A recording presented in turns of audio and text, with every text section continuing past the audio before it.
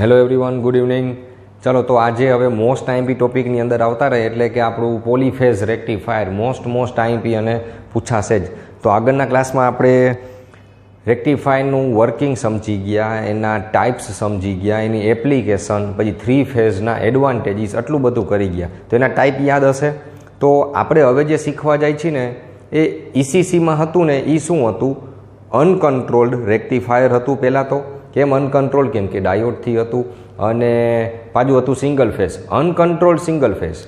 અને હવે અત્યારે જે શીખવા જાય છે એ પણ અનકન્ટ્રોલ્ડ જ છે, બટ અનકન્ટ્રોલ્ડ 3 ફેઝ, જે સૌથી વધારે યુઝ થશે ઇન્ડસ્ટ્રીયલ એપ્લિકેશનમાં. અને ઈસીસીમાં તમે જે શીખી ગયા એ મોબાઈલ ચાર્જર ને એવી ડોમેસ્ટિક એપ્લિકેશનની અંદર યુઝ થાય. લેપટોપનું ચાર્જર છે ઇન શોર્ટ, કે એવી બધી જગ્યાએ યુઝ થશે. તો ટોટલ 4 ટાઈપ્સ છે આપણે આના પોલીફેઝ રેક્ટિફાયરની અંદર, જેની અંદર પહેલાં 2 જ મોસ્ટ આઈએમપી છે ને એ જ પૂછાશે. જો કે તો આગળ હતું એ જ પ્રમાણે તમે જેમ ઈસીસીમાં સિંગલ ફેઝમાં કરી ગયા એ જ રીતે તો 4 ટાઈપ્સ છે. ક્યાં 4 ટાઈપ થયા ફટાફટથી નોટ ડાઉન કરી લે. Polyphase rectifier most IMP topic સૌથી પહેલું ઈસીસીમાં હતું એમ 3 ફેઝ હાફ વેવ રેક્ટિફાયર અને 3 phase full wave rectifier. This 2 R most IMP. અને પછી એને ઇક્વેશનનું ડેરિવેશન, એટલે 3 ફેઝ હાફ વેવની થિયરી, 3 ફેઝ ફૂલ વેવની થિયરી, 3 ફેઝ હાફ વેવનું ઇક્વેશન અને 3 ફેઝ ફૂલ વેવનું ઇક્વેશન. આ 4 થિયરી તો મોસ્ટ આઈએમપી જાય. 4માંથી 2 થિયરી પૂછાય છે દર વખતે, રાઈટ? તો પૂછાય છે પાછું કઈ રીતે, તો એ કહી દઈએ આપણે. તો આ 2 તો મોસ્ટ આઈએમપી છે, આપણે તો બે કરવાના જ છે મોસ્ટ આઈએમપી. હાલો, પૂછાશે ના પૂછાય એ બધું પછી વાત. ચલો, આટલી ખબર પડી ગઈ. 3 phase half wave, 3 phase full wave. બાકીના 2 જે છે એ વાંધો નહીં, કાંઈ બહુ પૂછાતા નથી અને પૂછાણાય નથી. તો 6 ફેઝ હાફ વેવ, હવે 3 phase full wave with 6 phase half wave, ખાલી થોડોક ફેર પડશે. શું ચેન્જ થશે એ હું તમને શીખવાડીશ. એટલે કે આપણે એસીસીની અંદર આ ટોપિક આવી ગયો હતો, કે જેની અંદર આપણે 3 ફેઝ ટુ 6 ફેઝ કન્વર્ઝન માટે એક ડાયાગ્રામ હતી, જેનો આપણે યુઝ કરી લીધો. That's it. અને 3 ફેઝ હાફ વેવ વળી પાછું બટ થોડોક ચેન્જ છે. હાફ વેવ રેક્ટિફાયર છે ને, તો આ ફૂલ વેવની જેમ જ કામ કરશે. કઈ રીતે? ડબલ સ્ટાર ઇન્ટરફેસ ટ્રાન્સફોર્મર, એનું કનેક્શનનો ટાઈપ છે ડબલ સ્ટાર અને ઇન્ટરફેસ ટ્રાન્સફોર્મર હશે. આ એસીસીમાં આ 2 ટોપિક હતા. હાલો, એને અત્યારે મૂકી દઈએ. આપણે 2 મોસ્ટ આઈએમપીમાં ફોકસ કરીએ. આ 2 સૌથી છેલ્લે સમજાવીશ. પહેલાં સૌથી જે મોસ્ટ આઈએમપી છે ને એટલું જ કવર કરશે આપણે. આ 2 સૌથી લાસ્ટમાં. તો આ 2 મોસ્ટ આઈએમપી કમ્પ્લીટ કરતા થાય. ચલો ફટાફટથી સૌથી પહેલું સ્ટાર્ટ કરી દઈએ. 3 ફેઝ હાફ વેવ રેક્ટિફાયર. અને આ ટોપિકમાં સાથે જ રહેતા જાજો હો ભાઈ, નહીંતર તમને એમ થશે કે રોજ એક ટોપિક, પણ આપણે એક કરતાં ઘણે બધે પહોંચી ગયા છીએ. તો 3 ફેઝ હાફ વેવ માટે આપણે એક કામ કરીએ કે પહેલાં તો સિંગલ ફેઝ હાફ વેવ શીખી લઈએ, તો ડાયાગ્રામ ડ્રો ના કરવી પડે. તો આ થઈ ગયું 3 phase single phase half wave. કે હાફ વેવ જે તો જો એક જ ડાયોડ આવી ગયો અને સાથે એનો વેવફોર્મ આવી ગયો કે પોઝિટિવ હાફ સાયકલમાં ઓન થાય ને નેગેટિવ હાફ સાયકલમાં 0, વળી પોઝિટિવમાં ઓન થશે, નેગેટિવમાં 0. એટલે કે વેવફોર્મ એટલે કે આઉટપુટ મળશે. પણ આપણે એની એવરેજ કાઢવાની છે, યાદ છે ને? એટલે એવરેજ કોન્સ્ટન્ટ મળશે. તો એ થઈ ગયું આપણા માટે સિંગલ ફેઝ રેક્ટિફાયર હતું. તો સિંગલ ફેઝ રેક્ટિફાયર છે, હાફ વેવ જ છે, તો એક ડાયોડ છે. હાફ વેવ છે, એક જ ડાયોડ છે, કેમ કે સિંગલ ફેઝ છે. તો 3 ફેઝ છે, 3 ગણું થયું ને, તો 3 ડાયોડ. બસ આ યાદ રાખવા માટે, જો ખાલી એવો કાંઈ રૂલ નથી. તો હાફ વેવ રેક્ટિફાયર નામ જ એટલે આપ્યું ને, કેમ કે એક જ હાફ સાયકલ દરમિયાન જ કરંટ ફ્લો થાય છે. તો આમાં એમ જ થશે, પોઝિટિવ હાફ સાયકલ દરમિયાન થશે. બટ 3 ફેઝને કઈ રીતે કરવું? તો પહેલાં તો એનું સર્કિટ ડાયાગ્રામ ને એ બધું ડ્રો કરી દે. ચલો, તો આને થોડીક વાર માટે કાઢી નાખીએ. હવે એ તો તમે પોઝ કરીને લખી શકો છો ને. અને હા, સાથે ભાઈ આ ચેનલે સબસ્ક્રાઈબ કરી લેવી હો, બરોબર? આપણે મિલિયન ને બિલિયન ને બનાવવા માટે નહીં. આ તો હું જ્યારે વિડીયો અપલોડ કરું ને તમને ઓટોમેટિક ખબર પડી જાય, કે ઉપર નોટિફિકેશન તમને આવી જાય કે સરે વિડીયો મૂકી દીધો છે પાવર ઇલેક્ટ્રોનિક્સનો, એટલે તમે તમારી રીતે જોઈ શકો. મને કદાચ ઇન્ફોર્મ કરતાં ભૂલી જાવ તો. ચલો, 3 ફેઝ હાફ વેવ રેક્ટિફાયરમાં ઉતારે. તો સૌથી પહેલાં તો મેઇન એનું કન્સ્ટ્રક્શન અથવા તો સર્કિટ ડાયાગ્રામ, કન્સ્ટ્રક્શન ઓર સર્કિટ ડાયાગ્રામ. તો આગળ હતું એ જ રીતે ઈસીસીમાં તમે ભલે ખાલી ડાયોડ એક જ હતો, પણ ઇનપુટ તો ટ્રાન્સફોર્મરથી આપવું પડતું હતું ને, તો આમાં એ જ કરવાનું છે. એક ડાયોડની બદલે 3 ડાયોડ કનેક્ટ કરી દો, પૂરું થઈ ગયું. અને આગળ એક ટ્રાન્સફોર્મર કનેક્ટ કરી દો. હવે ઇનપુટ જો 3 ફેઝ છે તો 3 ફેઝ ટ્રાન્સફોર્મર કનેક્ટ કરો. જોયું? તો વળી એસી મશીન એ આવી ગયું સાથે. તો 3 ફેઝ ટ્રાન્સફોર્મર કરો. 3 ફેઝ ટ્રાન્સફોર્મરના 4 ટાઈપ છે, star star, delta delta, delta star ને સ્ટાર ડેલ્ટા. યાદ આવી ગયું? તો એમાંથી આપણે કયો કનેક્ટ કરીએ, કયું ડ્રો કરીએ? તો આપણે ડ્રો કરીએ છીએ ડેલ્ટા સ્ટાર. તમે એમ કહો આપણે સ્ટાર ડેલ્ટા કરીએ તો ના હાલે, ચાલશે જ નહીં, કમ્પલસરી. હવે પ્રાઇમરીમાં તમે ગમે તે મૂકો ચાલશે, but secondary winding of a transformer should be in star connection.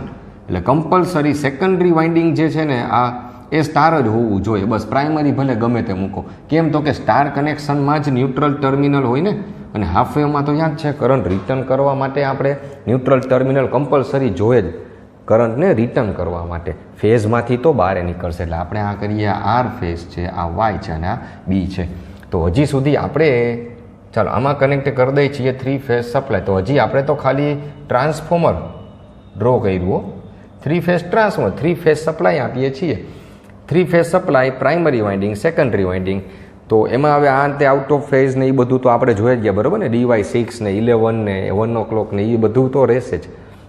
પણ આપણે હવે ટ્રાન્સફોર્મરની ઇલેક્ટ્રોનિક સમજવાનું છે, તો એ જોઈ લઈએ. ચાલો આટલી ખબર પડી કે ટ્રાન્સફોર્મર થઈ ગયું. હવે આગળ કીધું એ પ્રમાણે કે સિંગલ ફેઝમાં એક જ ડાયોડ હતો, તો 3 ફેઝ છે તો 3 ડાયોડ કનેક્ટ કરી દો. બધા ફેઝ માટે એક, in short. So diode 1, diode 2 and diode 3. 3 diode compulsory એકદમ આઈડેન્ટિકલ હોવા જોઈએ, રેટિંગ સહિત બધું જ આઈડેન્ટિકલ જોઈએ. ચાલો, અને હાફ વેવમાં હતું ને એવી જ રીતે કે હાફ વેવમાં શું હતું કે કેથોડ ટર્મિનલ કોમન કરી દો.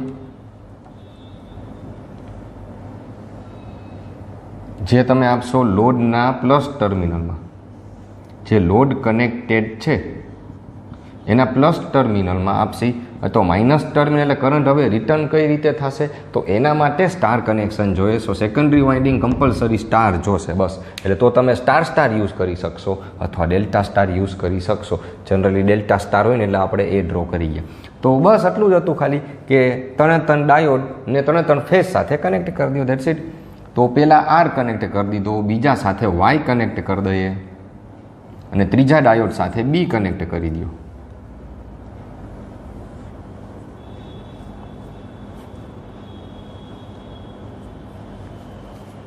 બરોબર છે ડાયાગ્રામ. ચલો હવે પરફેક્ટ કરવી પડશે ને, તમારા સિવાય આખું ગુજરાત જોવે છે અત્યારે તો. હાલો, D1, D2, D3 નો કેથોડ ટર્મિનલ કોમન જે બની ગયો પ્લસ ટર્મિનલ, પણ માઇનસ ટર્મિનલ એટલે કે લોડમાંથી કરંટ જે ફ્લો થશે એને આપણે ન્યુટ્રલમાં કનેક્ટ કરવું પડશે. હાલો હવે સમજી ગયા, એના માટે ન્યુટ્રલ ટર્મિનલ જોઈએ. અને હજી બીજી એક વાત કે ડીસી શું કામે કીધું ખબર છે? આપણે ઇન્વર્ટરને ચોપરને સમજીએ ને ત્યારે તમને વધારે પડતી ખબર પડશે. ડીસી એટલે કે એક જ ડાયરેક્શન. એસીનું ડીસી બની ગયું એ કેમ ખબર પડે? તો ઇનપુટમાં પોઝિટિવ હાફ સાયકલ હોય કે નેગેટિવ હાફ સાયકલ હોય, લોડમાંથી તો એક જ ડાયરેક્શનમાં કરંટ ફ્લો થવો જોઈએ. તમે ફૂલ વેવમાં જુઓ, ઇનપુટમાં પોઝિટિવ હાફ સાયકલ તો એ આઉટપુટ પોઝિટિવ, પણ ઇનપુટની નેગેટિવ હાફ સાયકલ તો એ આઉટપુટ તો પોઝિટિવ જ આવતો હતો.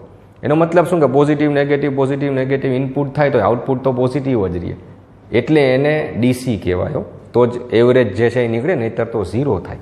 ઓકે, તો ઇનશોર્ટ લોડમાંથી X2Y જ કરંટ ફ્લો થવો જોઈએ, અથવા તો +2 માઇનસ, તો જ જે છે ઓન થાય. અને ડીસી છે ને તો લોડની પણ પોલારિટી હોય, તો કમ્પલસરી એ ધ્યાન રાખવું. ઓકે, માઇનસ ટર્મિનલ કનેક્ટ કરી દે ન્યુટ્રલમાં. આપણે આમથી બ્રિજ બનાવીને કાઢી લઈએ, અથવા અહીંથી ડાયરેક્ટ કાઢી લ્યો, નો પ્રોબ્લેમ. ચાલો લ્યો. તો હવે આઈ થિંક તો સર્કિટ ડાયાગ્રામ યાદે રહી ગઈ હોવી જોઈએ, એટલે તો તમારી સામે ડ્રો કરાવું છું. તે લાઈવ ડ્રો કરું ને તો તમને વધારે આવડે, ડ્રો કરેલું જ રાખો તો હજી એટલું બધું ના આવડે. તો આ થઈ ગયું 3 ફેઝ હાફ વેવ રેક્ટિફાયરની સર્કિટ ડાયાગ્રામ. હવે વર્કિંગની જો વાત કરીએ ને તો વર્કિંગમાં મેન મોસ્ટ આઈએમપી એ છે કે આ ત્રણમાંથી કયો ડાયોડ ઓન થશે. ધી ડાયોડ કન્ડક્ટ્સ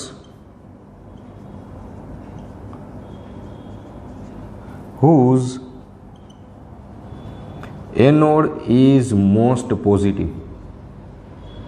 એટલે કે જે ડાયોડનો એનોડ સૌથી વધારે પોઝિટિવ હશે ને એ કન્ડક્ટ થશે. કેમ કે ફોરવર્ડ બાયસ માટે આપણે શું શીખતા હતા ખબર છે કે એનોડ સાથે પ્લસ ને કેથોડ સાથે માઇનસ, તો ફોરવર્ડ બાયસ. પણ આમાં તો 3 3 સાથે પ્લસ જ હશે. 3 3માં એક સાથે પ્લસ હોય તો કોણ ઓન થાય? હવે સમજ્યા? તો એ 3માંથી પાછો કયો ઓન થશે? જે ડાયોડનો એનોડ ટર્મિનલ સૌથી વધારે પોઝિટિવ હશે એ કન્ડક્ટ થશે. તો બેયમાં લખાઈ દો ને, જે ડાયોડનો એનોડ ટર્મિનલ સૌથી વધારે પોઝિટિવ હશે, પોઝિટિવ એટલે કે ગુજરાતી ધન હશે, એ ડાયોડ કન્ડક્ટ થશે. હવે સમજી ગયા? તો હવે આમાંથી જોઈને તો ખબર ના પડે કયો ડાયોડ કયો કઈ રીતે, તો એના માટે વેવફોર્મ જોઈએ. ચાલો તો વેવફોર્મ સ્ટાર્ટ કરી દે. તો વેવફોર્મ માટે વળી પાછું 3 ફેઝ વેવફોર્મ ડ્રો કરવા પડશે. એસી મશીનમાં શીખવાડ્યું, બધી રીતે એસીસીમાં શીખવાડ્યું, અને જેટલા ન્યૂ છે એને પાછું હજી એકવાર શીખવાડ દે કે 3 ફેઝ વેવફોર્મ કઈ રીતે ડ્રો કરવા. બહુ આડાવાળા બધા ડ્રો કરે છે, તો સિંગલ ફેઝ તો આવડે છે.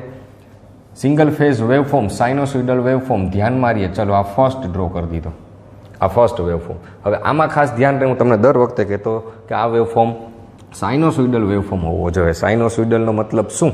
તો સાઇન વેવફોર્મ ઇન શોર્ટ. તો એમાં છે ને અમુક લોકો આવી રીતે ડ્રો કરે છે, આ ના ચાલે.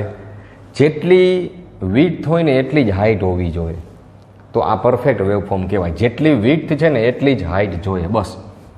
આમાં જો વિડ્થ એટલી બધી છે પણ હાઇટ ઓળીકડી છે, તો આ વેવફોર્મ એ ખોટો છે, પરફેક્ટ નથી. અથવા અમુક આવી રીતે ડ્રો કરી નાખે છે, તો આ વેવફોર્મ એ ખોટો છે. વિડ્થ ઓળીકડી છે, હાઇટ એટલી બધી છે, તો આ વેવફોર્મ ખોટા, એટલે તમારે ના ચાલે. હવે સમજી ગયા? આવી રીતે વેવફોર્મ પહેલાં તો જોશે. તો એક આખી સાયકલ આપણે પૂરી કરી, એ તો આર માટેની છે, આર. અને 3 3માં તમને ખબર જ હશે ને કે આઉટ ઓફ ફેઝ હશે. હવે આઉટ ઓફ ફેઝ એ તો હોય, પણ કેટલું? એટલે કે ફેઝ ડિફરન્સ હશે. બેટર વર્ડમાં કહીએ તો આઉટ ઓફ ફેઝ કરતાં 120 ડિગ્રીનો ડિફરન્સ હોય તો ખબર છે ને, આર કરતાં વાય 120 ડિગ્રી લેગિંગમાં હોય, એનાથી 120 ડિગ્રીએ બી લેગિંગમાં હોય, તો એ જનો ઉપયોગ આમાં કરો વેવફોર્મ ડ્રો કરવા માટે. જો શીખવાડી દો હજી, 0 ડિગ્રી, 180 ડિગ્રી એન્ડ 360 ડિગ્રી, આવી રીતે થાય ને. એક સાયકલ 360 ડિગ્રીની હોય. હવે તમે તો સ્કેલથી એ સરખી રીતે ડ્રો કરી શકો ને. આ એક્ઝેક્ટ 6 સેન્ટીમીટર થાય ને એવી રીતે 6 પણ નહીં, 12 સેન્ટીમીટર જો સમય જાય તો બુકમાં, તો વધારે સારું. જેમ લાર્જ ડાયાગ્રામ થશે ને વધારે સમજી શકશો. 0 to 180 છે એના 3 ભાગ પાડો. 3 ભાગ પાડશો એટલે કરજો તો 2 જો, એટલે 3 ભાગ પડી જાય.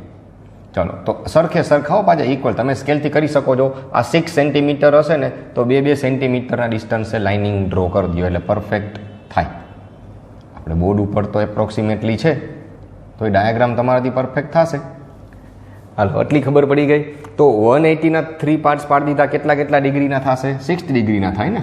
એટલે આ થઈ ગયું 0, 60, 120. એવી જ રીતે આના પણ 3 સરખા ભાગ પાડો.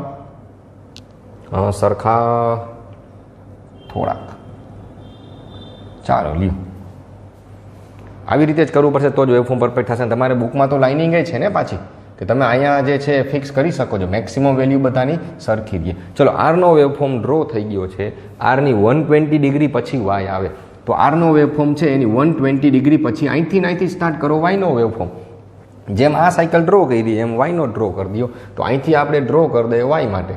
તો અહીંથી 2 ટર્મિનલ છે ને, એટલે 2 પોઈન્ટ છે, તો અહીંથી 2 પોઈન્ટ, એટલે અહીંથી પાસ થવો જોઈએ. ઇન શોર્ટ બધી જગ્યાએ 120 ડિગ્રી લેગિંગ રહેવું જોઈએ. તો અહીંથી આપણે જો સ્ટાર્ટ કરીએ તો આમાંથી પાસ થવો જોઈએ. હા બસ, ચાલો લ્યો. આવી રીતે વેવફોર્મ થશે. અને એને આગળ એક્સટેન્ડ કરી દો. તો એને આગળ એક્સટેન્ડ કરીએ તો એ પણ 2 પોઈન્ટ પાછળ જાવ. એટલે કે આ 0 0 વચ્ચે જો 120 ડિગ્રી નો ડિફરન્સ છે. અહીંયા 0 વચ્ચે 120 છે, અહીંયા 0 થાય તો 120 ડિગ્રી ડિફરન્સ છે. That's it. તો આ વેવફોર્મ જે છે એ થઈ ગયો વાય માટેનો વેવફોર્મ. તો તમે આઉટપુટ પરફેક્ટ ડ્રો કરી શકશો ને. અને વાયના 120 ડિગ્રી પછી બીનો વેવફોર્મ. વાયના 120 ડિગ્રી પછી, તો અહીંથી નહીં, અહીંથી વાય સ્ટાર્ટ થયો એના 120 ડિગ્રી પછી, એટલે આ 60 ડિગ્રી ને બીજા 60 ડિગ્રી, એટલે અહીંથી સ્ટાર્ટ થાય બીનો વેવફોર્મ.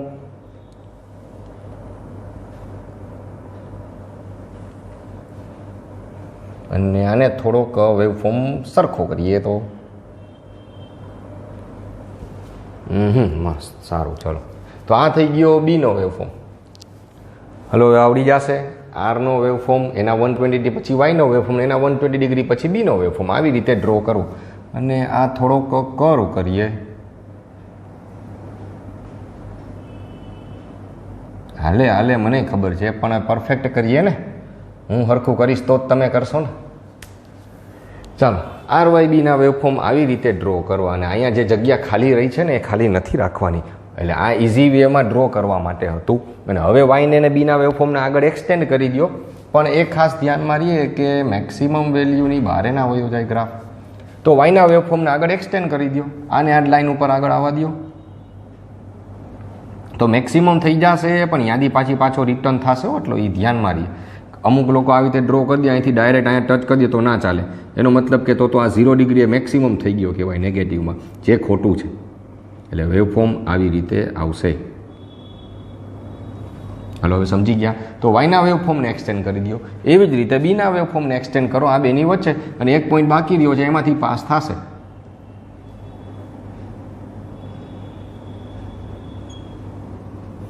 That's it. આવી રીતે ડ્રો કરવા આ ફ્રી હેન્ડ ગ્રાફ. અને આમાં ધ્યાન રાખજો આ વેવફોર્મ જે છે ને એ નીચો રહેશે મેક્સિમમ કરતાં. બરોબર. અહીંયા જેટલો ગેપ રહ્યો છે ને મેક્સિમમમાં અહીંયા પણ એટલો જ રહેવો જોઈએ. તો આપણે થોડુંક વધારે પરફેક્ટ કરીએ આવી રીતે. જોયું? એટલે આ હજી વેવફોર્મ છે ને જો વાયના વેવફોર્મને એક્સટેન્ડ કર્યો તો અહીંયા સુધી પહોંચ્યો તો બીનો હજી જો અહીંયા સુધી જ પહોંચ્યો છે. હવે અહીંયા મેક્સિમમ થઈ જાય તો એ પાછળ અહીંયા મેક્સિમમ થશે. અને પછી ઘટીને પાછો અહીંયા આવશે તો એ અહીંયા આવી રીતે આવશે. સમજાય? એટલે જ તો આ વેવફોર્મનું પણ ધ્યાન રાખજો. આ ડાયરેક્ટ અહીંયા મેક્સિમમ સાથે ટચ ના થઈ જાય આરની બરોબર. ઓકે, તો આટલું પરફેક્ટલી વેવફોર્મ હોવા જોશે. તો આ મેં ફ્રી હેન્ડ ડ્રો કર્યા છે. ઉલટાનું આમાં તો ફ્રિક્શન એ ઓછું છે, બોર્ડ એકદમ લીસું છે. તો તમે તો વધારે સારી રીતે ડ્રો કરી શકતા હોવા જોઈએ. પણ વાર લાગે કેમ કે તમે એટલી બધી વાર ડ્રો નથી કર્યા ને. આ લગભગ હું દર વર્ષે 10 વાર ડ્રો કરતો જઈશ. દર વર્ષે 10 વાર, 12-13 વર્ષ, બસ 100 વાર મિનિમમ ડ્રો કરી લીધા આપણે. ચાલો આટલું એપ્રોક્સિમેટલી. તો પછી એટલે આવે પરફેક્શન. આપણે એટલું ડ્રો નથી કર્યું, 2-3 વારમાં આવડી જવા જોઈએ. ચલો આ વેવફોર્મ, આ તો હજી ખાલી ઇનપુટ વેવફોર્મ હતું કે 3 ફેઝ વેવફોર્મ. આઈનું કયો કે આઈનું કયો. હવે આપણે ખરેખર ઇનપુટ ડ્રો કર્યું ને એ શેનું છે? રેક્ટિફાયરનું ઇનપુટ છે. તો આઈનું હવે ના કહેતા આઈનું જ કહેવાય પરફેક્ટલી, ટુ બી પ્રિસાઇઝ. આરમાંથી RYB એટલે કે સેકન્ડરીમાં ટ્રાન્સફોર્મરમાં, અહીંયા પ્રાઇમરીમાં શું હોય ખબર નથી, પણ આપણે સેકન્ડરીમાં આવીએ તો અહીંયા વેવફોર્મ અત્યારે આવી રીતે છે. ઓકે, હવે મેઇન તો આઉટપુટ છે. આટલું તો આપણે પહેલાંય કરી ગયા હતા. આઉટપુટ કઈ રીતે આવશે? તો આઉટપુટ ડ્રો કરવા માટે this is input, this is output.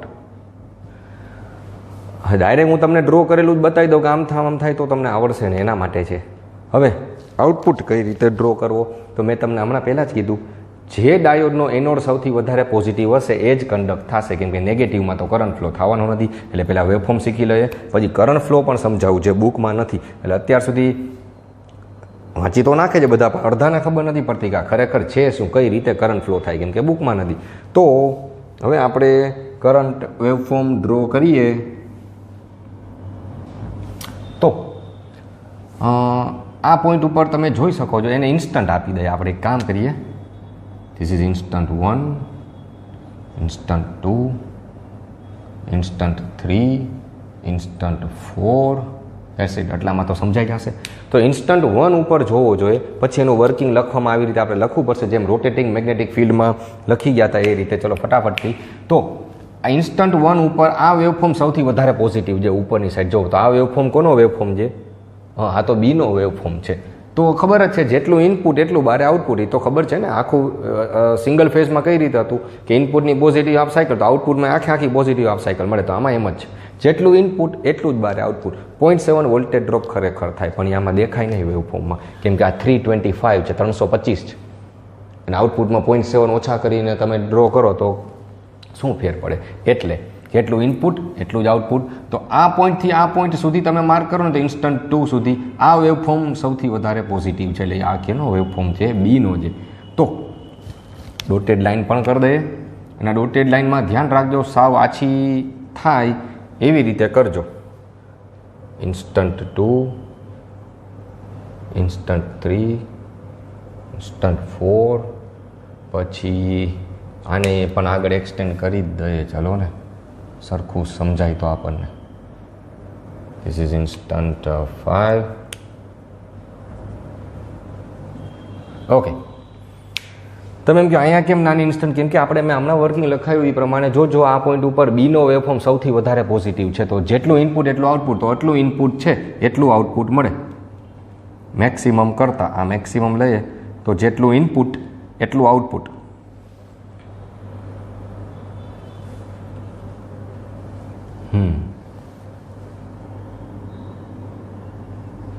આવી રીતે થયું. તો જેટલું ઇનપુટ છે એટલું જ બહાર આઉટપુટ, પણ આટલું જ મળ્યું. ઇન્સ્ટન્ટ 2 ઉપર ચેન્જ થઈ ગયું. કેમ? જો ધીરે ધીરે અહીંથી તો આરનો વેવફોર્મ વધતો હતો, ઇન્ક્રીઝ થાય છે, અને ઇન્સ્ટન્ટ 2 ઉપર જો આને ક્રોસ કરી દીધો, ઇન્સ્ટન્ટ 2 ઉપર આરનો વેવફોર્મ વધારે પોઝિટિવ થઈ ગયો. જો, અને આપણે હમણાં જ કીધું કે જેનો એનોડ સૌથી વધારે પોઝિટિવ હશે ને એ ડાયોડ કન્ડક્ટ થશે. તો અહીંથી આરનો વેવફોર્મ સ્ટાર્ટ થઈ ગયો. હવે સમજી ગયા? તો અહીંથી જેટલું ઇનપુટ એટલું જ આઉટપુટ, એટલે આવી રીતે વેવફોર્મ છે. હવે સમજા? અને આ વેવફોર્મ જે છે ને, કયો ડાયોડ કન્ડક્ટ થાય ને, ડાયોડ કન્ડક્શનનો વેવફોર્મ છે. આઉટપુટ તો આપણે કીધું ડીસી છે, તો આવું થોડું ડીસી હોય કે હજી એની એવરેજ લેવાની બાકી છે. તો એક કામ કરીએ, પહેલેથી લખતા જાય. આ વેવફોર્મ આ ડાયોડ છે ને આટલા ટાઈમ સુધી જ કન્ડક્ટ થયો, પણ આ કયો ડાયોડ હતો? તો બીનો વેવફોર્મ છે ને, જોઈ લ્યો. બીનો વેવફોર્મ છે તો બી સાથે કયો કનેક્ટેડ છે? બી સાથે ડાયોડ કનેક્ટેડ છે D3, એટલે આ વેવફોર્મમાં લખ્યું છે D3 એમ. અહીંથી શું થઈ ગયું ખબર છે? અહીંથી આરનો વેવફોર્મ પોઝિટિવ થઈ ગયું ને, તો આર સાથે કયો કનેક્ટેડ છે? D1, તો આખો વેવફોર્મ છે D1 નો. હવે અહીંથી આર ડિક્રીઝ થવા માંડ્યો, પણ વાય જો ઇન્ક્રીઝ થાય છે.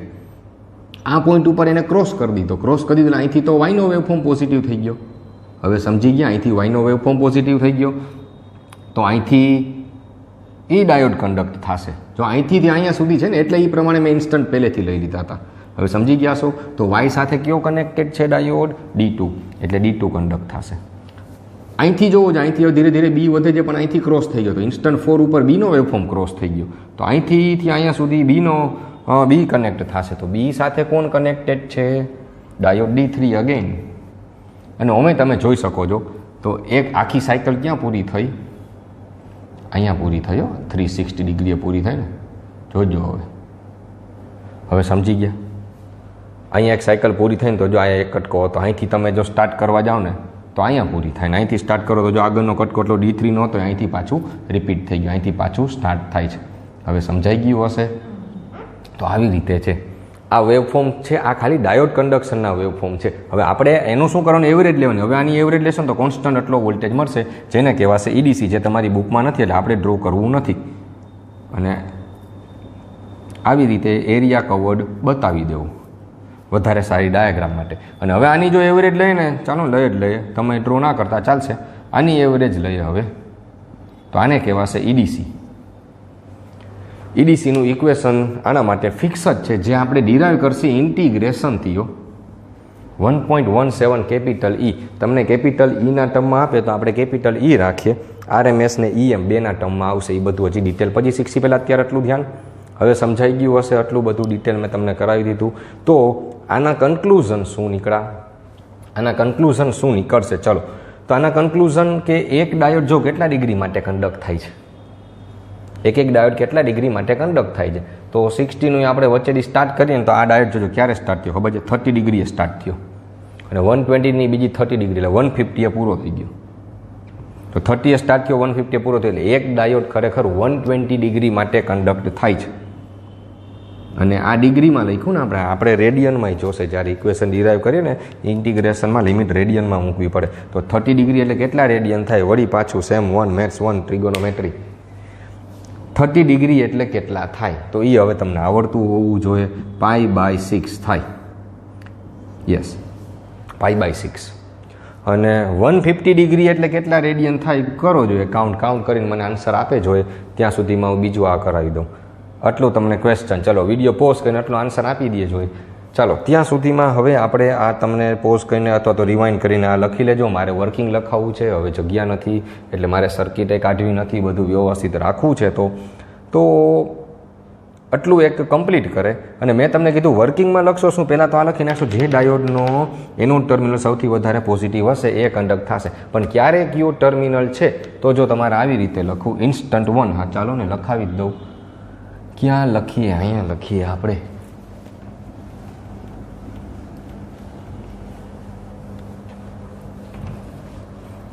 આપણે વર્કિંગ લખીશું આવી રીતે, ઇન્સ્ટન્ટ 1.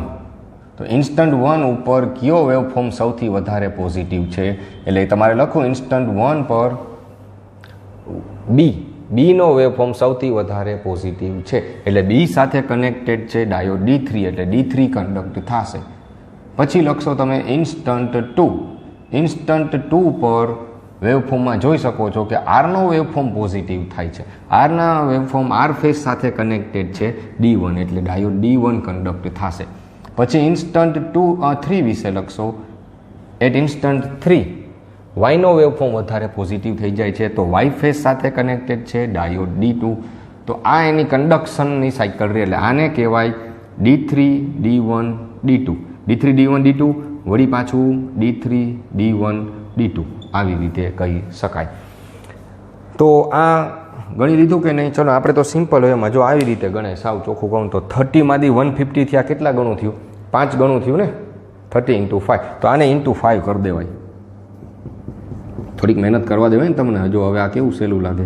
5π/6 થાય 150 ડિગ્રી. એટલે ચાલો તો આટલું લખી અને હવે કરંટ પણ જોઈ લઈએ. ચલો જો કરંટ માટે, તો કરંટ આપણે કઈ રીતે ફ્લો થશે જોવો. હવે આમાંથી જોવો, આ બુક અહીંયા સુધીનું બુકમાં હજી એના ફીચર્સ આપણે લખવાના છે.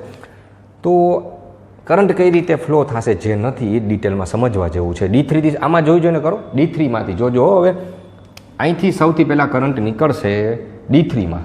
D3 ઓન થયો. D3 ઓન થયો, કરંટ એ બાજુ જશે ને. એટલે જોજો સૌથી પહેલાં આમાંથી નીકળશે. આ તો વાય છે, D3 સાથે છે B, એટલે આમાંથી નીકળશે ભાઈ સૌથી પહેલાં. તો અહીંથી કરંટ સીધો B, જોજો બીમાંથી ડાયોડ D3, D3માંથી લોડમાંથી +2 માઇનસ, અને માઇનસ એટલે કે ન્યુટ્રલમાં પાછું રિટર્ન. અહીંયા સુધીમાં રિટર્ન આવી ગયું હોય અને હવે સીધો ડાયોડ D1 કન્ડક્ટ થયો. D1 કન્ડક્ટ થયો એટલે આરમાં વયો જશે વેવફોર્મ. ત્યાંથી D1માંથી લોડમાંથી વળી પાછું X2Y, ન્યુટ્રલમાં રિટર્ન એક્ઝેક્ટ આ પોઈન્ટ ઉપર જ થાય. અને D2 ઓન થઈ ગયો. જેવો D2 ઓન થઈ ગયો એટલે હવે વાયમાં વહી જશે D2, વળી X2Y, વળી ન્યુટ્રલ, વળી ત્યાંથી તો પાછું બીજ સ્ટાર્ટ થઈ ગયું.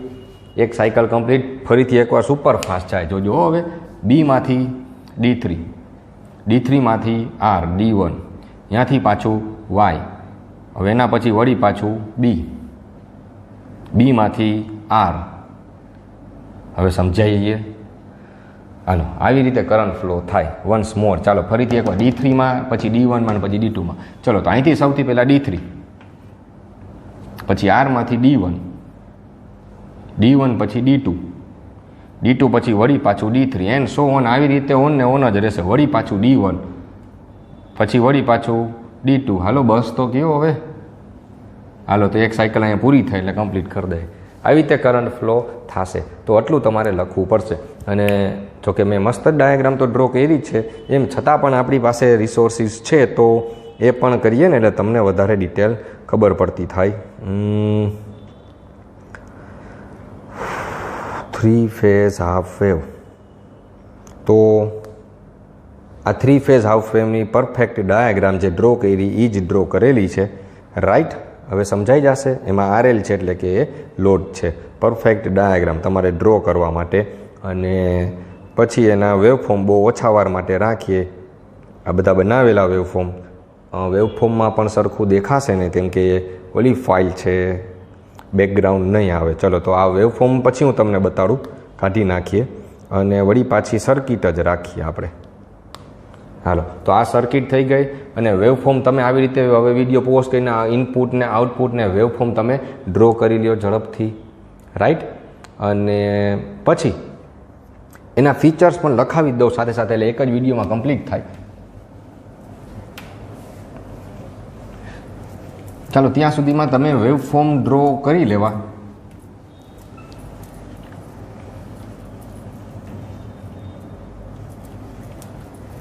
ચાલો આ વેવફોર્મ, અને હજી જેને ડ્રો ના કર્યા હવે વેવફોર્મ તમને વેવફોર્મની જગ્યાએ જ બતાવીએ તો તમને ફાઇન્ડ કરી શકશો.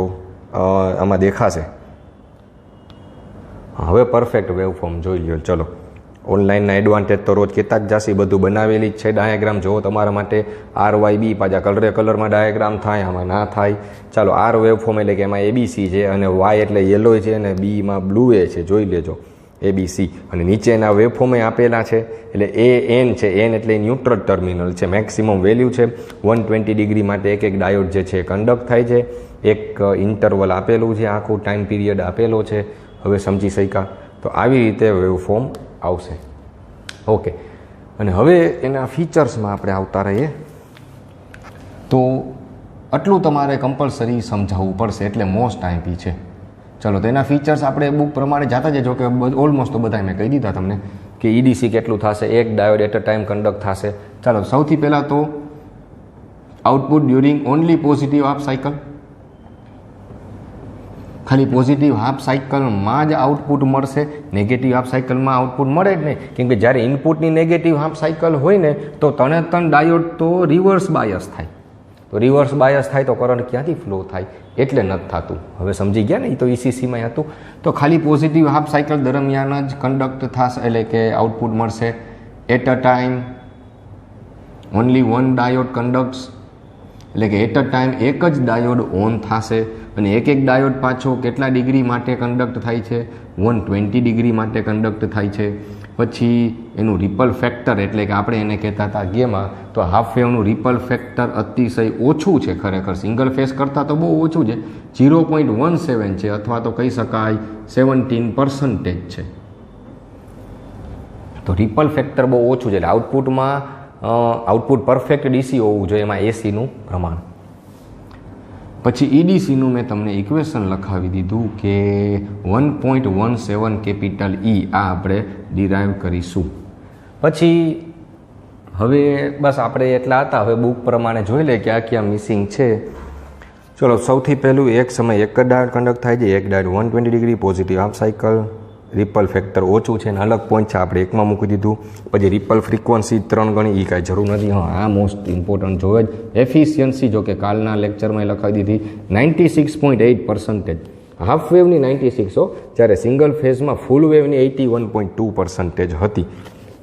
EDC તો લખાવી દીધું. પછી આ એક જરૂરી ઓબ્જેક્ટિવ માટે તો મોસ્ટ આઈએમપી કદાચ MCQ વાળી એક્ઝામ લેવાય, જોકે એવું લાગતું તો નથી. √3 EM અથવા તો લખી શકીએ છીએ 2.09 EDC. આવ્યું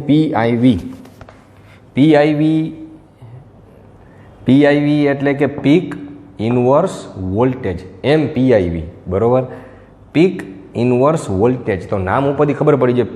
પીક એટલે કે મેક્સિમમ, ઇનવર્સ એટલે કે રિવર્સ, અને વોલ્ટેજ.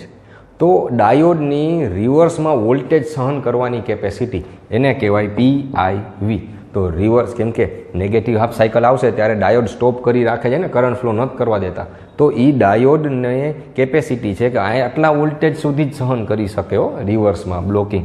√3 × EM, મેક્સિમમ કરતાં √3 ગણી, એટલે 1.73 ઇન્ટુ કરી દેવું મેક્સિમમ કરતાં. હવે સમજી ગયા? એને કહેવાશે PIV, પીક ઇનવર્સ વોલ્ટેજ. નહીતર જો આનાથી વધારે તમે વોલ્ટેજ મળી જાય ને કદાચ રિવર્સમાં, તો ડાયોડ શોર્ટ થઈ જાય. શોર્ટ થઈ જાય તો પછી ડેમેજ થઈ શકે, એટલે ડાયોડનું બ્રેકડાઉન થઈ ગયું કહેવાય, રિવર્સ બ્રેકડાઉન. પછી એવરેજ કરંટ કેટલો ફ્લો થશે? તો એ તો હવે ટોટલ IDC થતો હોય ને 3 ડાયોડ છે, સો IDC/3, એટલે એક ડાયોડમાંથી આટલો કરંટ ફ્લો થશે.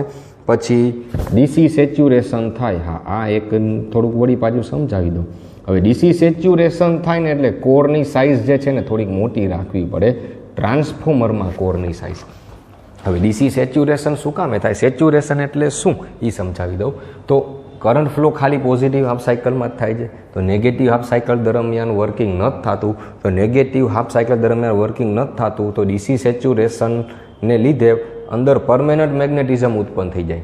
કોરની અંદર પરમેનન્ટ મેગ્નેટિઝમ, એને કહેવાય સેચ્યુરેશન. તો એના માટે ટ્રાન્સફોર્મરની કોરની સાઇઝ જે છે ને થોડીક મોટી રાખવી પડે છે, એમ છે. તો આટલા એના એડવાન્ટેજ ડિસએડવાન્ટેજીસ અમુક એક યો, અને આટલા એડવાન્ટેજીસ થયા અથવા ફીચર્સ, રાઈટ. તો આટલું મોસ્ટ આઈએમપી છે. સો આઈ હોપ કે હવે બધાને આવડી ગયું હોવું જોઈએ. આટલું ડિટેલ એટલે જ સમજાય, કેમ કે પહેલું હતું, હવે બીજું એકદમ ઝડપથી થશે. 3 phase full wave most IMP. ચલો, આટલું આવડી ગયું હશે. ચલો, આટલું વર્ક કમ્પ્લીટ કરે. Thank you.